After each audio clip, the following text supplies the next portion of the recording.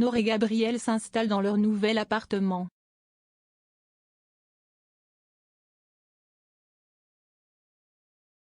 La jeune femme tient à marquer son territoire et met en garde son nouveau colocataire sur ses affaires qui ne doivent pas empiéter sur les siennes.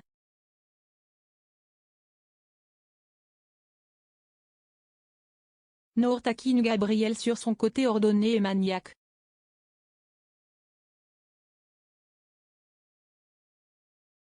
Gabriel se rend dans le salon et voit plusieurs vêtements de Nour sur les fauteuils.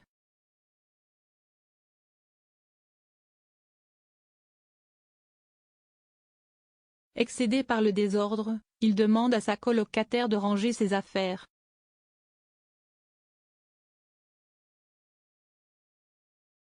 Celle-ci lui répond qu'elle fait du tri dans ses affaires et ne comprend pas pourquoi Gabriel est aussi énervé.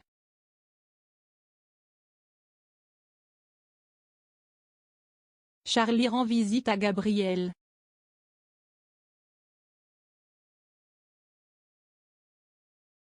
Elle ne comprend pas pourquoi Gabriel range le désordre de Nour.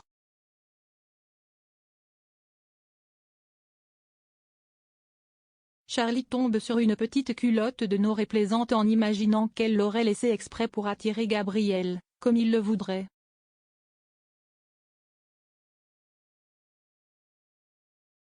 Gabriel assure à Charlie qu'il n'a aucunement l'envie de séduire Nour, et que la colocation risque d'être tendue.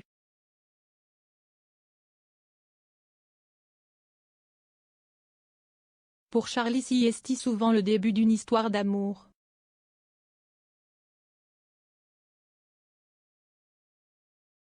Ils sont interrompus par Nour qui est furieuse que Gabriel ait rangé ses affaires, car elle avait tout trié.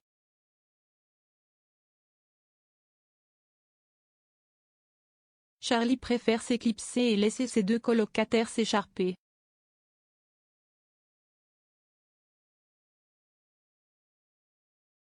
Nour demande à Gabriel où sont les chaussures à talons qu'elle avait laissées dans un sac poubelle.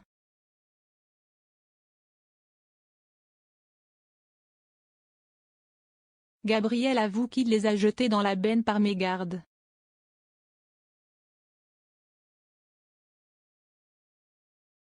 Nour a finalement pu récupérer ses chaussures.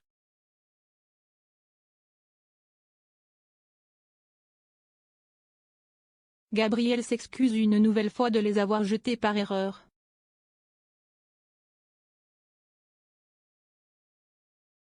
La jeune femme demande à son colocataire de la laisser ranger ses affaires à l'avenir, et d'être un peu moins maniaque.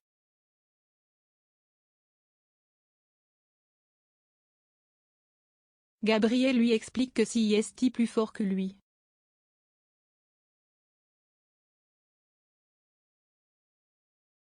Nour se réjouit quand même de leur appartement spacieux.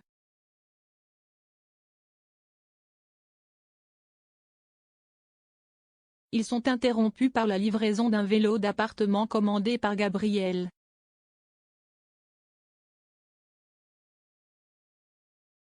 Georges est au commissariat avec Sarah, qui est au téléphone avec le SAMU.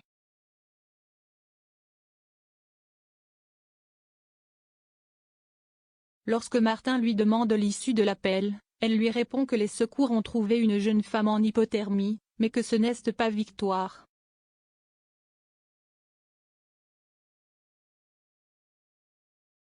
La jeune femme figure désormais dans le fichier des disparitions inquiétantes.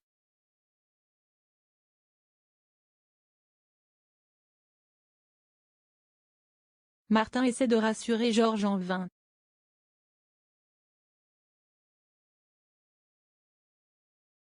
Cela fait déjà 2 jours que Victoire a disparu alors qu'elle vient de se faire greffer et qu'elle est dans un état de faiblesse physique et mentale.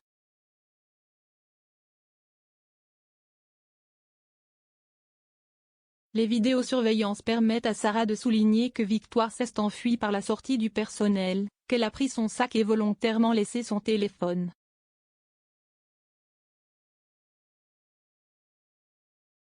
Martin pense qu'elle ne veut pas qu'on la retrouve et demande à Georges s'il avait des problèmes de couple.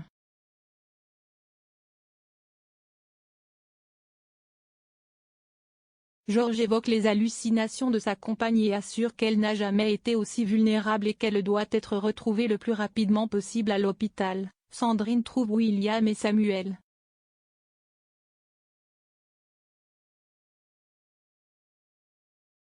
La mère de Victoire veut savoir ce que celle-ci risque sans soins ni suivi médical, étant donné qu'elle est introuvable depuis 2 jours.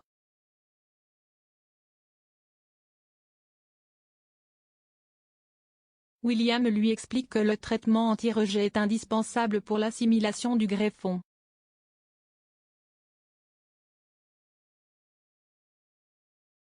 Cela fait 2 jours qu'elle ne l'a pas pris et son pronostic vital est sérieusement engagé.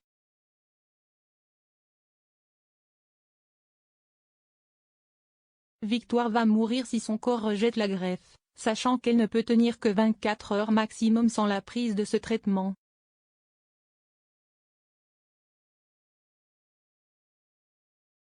Sarah et Georges sont convoqués par Roxane, qui dit avoir trouvé quelque chose.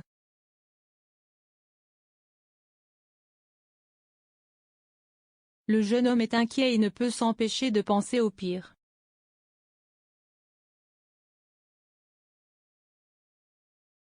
Roxane informe ses 2 collègues qu'elle vient de recevoir une alerte signalant que la carte bancaire de Victoire vient d'être utilisée dans une supérette.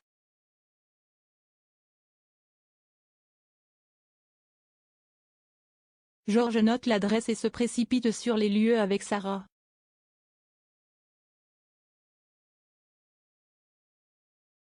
Une fois sortie de la supérette, Sarah appelle Roxane. La caissière a reconnu Victoire sur une photo, si est donc bien elle qui a utilisé sa propre carte bleue.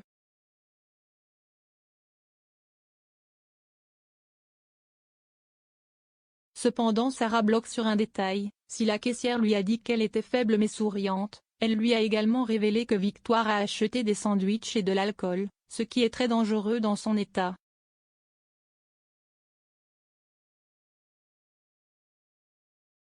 Georges met cet achat sur le compte de son comportement inhabituel depuis quelques jours.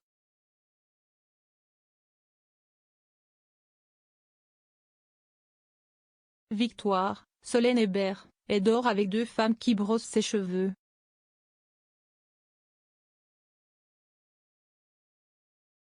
Elle est prise d'une petite douleur à la poitrine et les 2 femmes lui suggèrent d'aller à l'hôpital.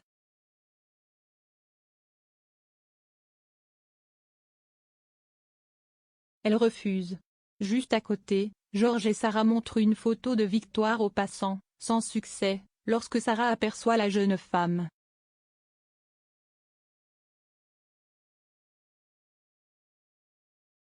Elle appelle les secours.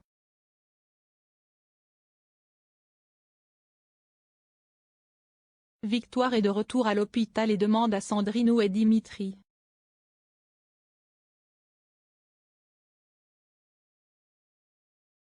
Sandrine ne comprend pas, elle ne connaît aucun homme de ce nom.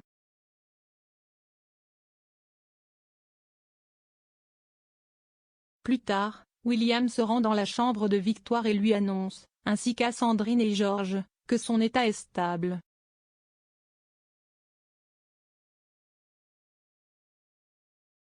William fait promettre à Victoire de se reposer.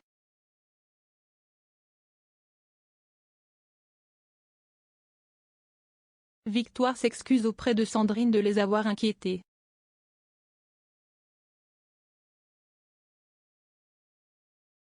Georges veut savoir pourquoi sa compagne est partie de l'hôpital.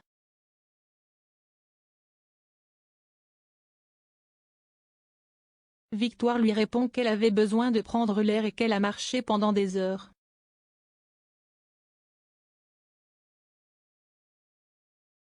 Elle explique qu'elle a rencontré 2 femmes SDF avec qui elle se sentait bien.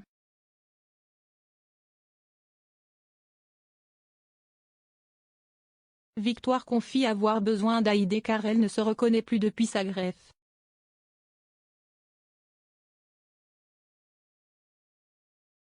Martin vient prendre des nouvelles auprès de Georges, et lui conseille de rentrer se reposer maintenant que les choses vont mieux.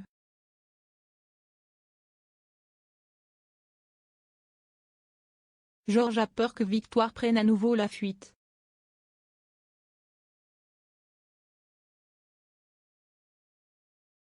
Martin informe Georges que les deux SDF ont été interrogés et qu'elles ont dit que Victoire leur avait acheté à manger et à boire.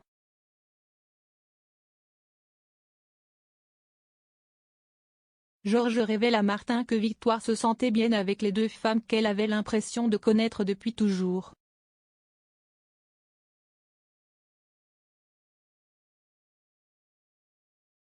Les deux femmes disent que Victoire cherchait un certain Dimitri.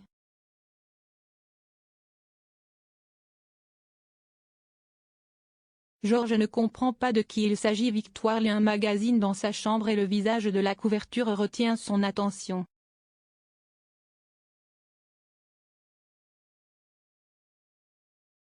Elle se met soudainement à dessiner.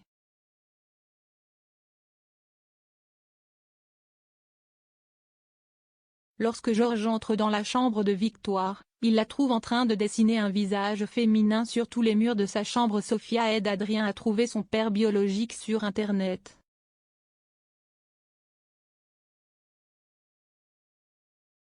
Elle trouve plusieurs profils correspondants dans les 4 coins de la France ainsi qu'à l'étranger.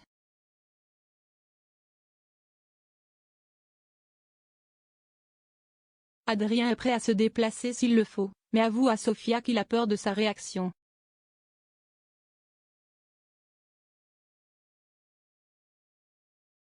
Sophia le rassure et prend le cas de Samuel comme exemple.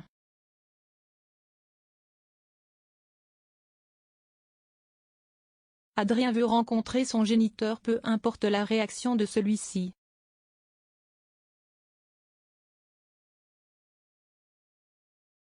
Ils sont interrompus par Alma qui prévient son fils de l'organisation du trajet pour l'aéroport.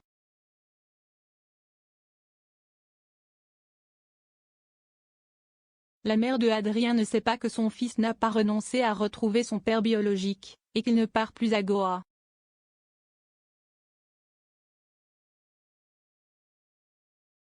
Adrien explique à Sophia qu'il ment à sa mère pour qu'elle ne l'entrave pas dans ses recherches.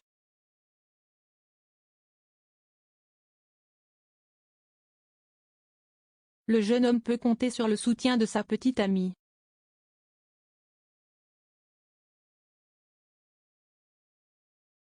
Jack rend visite à Adrien, qui lui annonce qu'il part bien pour Goa.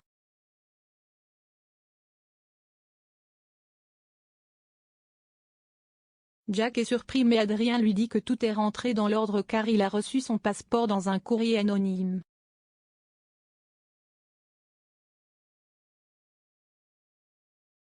Jack avoue qu'il est le responsable du vol et s'excuse de ne pas en avoir parlé plus tôt.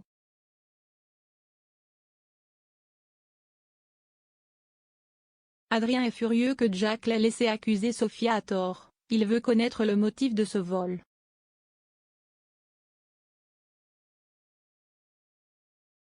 Alors qu'ils se disputent au bord de la piscine, Jack tombe accidentellement à l'eau.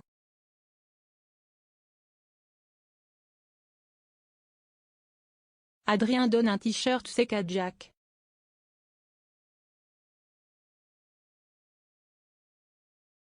Il s'agit d'un des t-shirts avec son visage floqué car tout le reste est dans sa valise.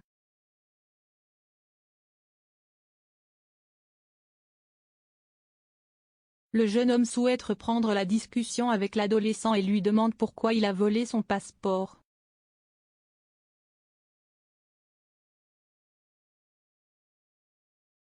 Jack lui répond qu'il l'a fait par amour, pour empêcher son départ à Goa.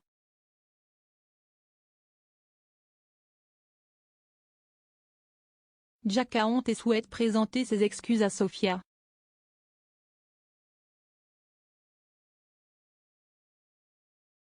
Adrien le retient et s'excuse à son tour. Sophia lui avait déjà fait part des sentiments de Jack et il aurait dû faire plus attention.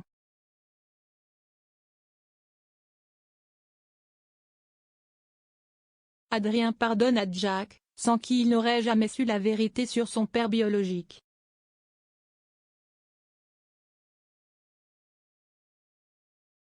Le jeune homme prend Jack dans ses bras et lui garantit qu'il trouvera quelqu'un rapidement.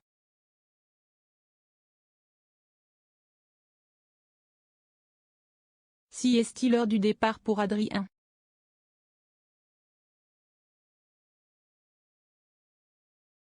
Il passe un dernier moment avec Sofia quand Samuel et Alma arrivent.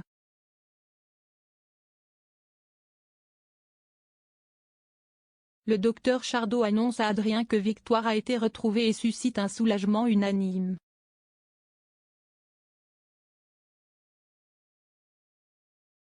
Il monte dans la voiture avec Alma pendant que Adrien embrasse Sofia une dernière fois, avant de monter à son tour.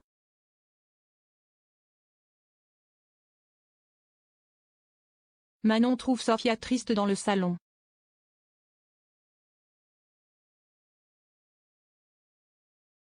La jeune étudiante a peur que Adrien s'éloigne si jamais il retrouve son père biologique.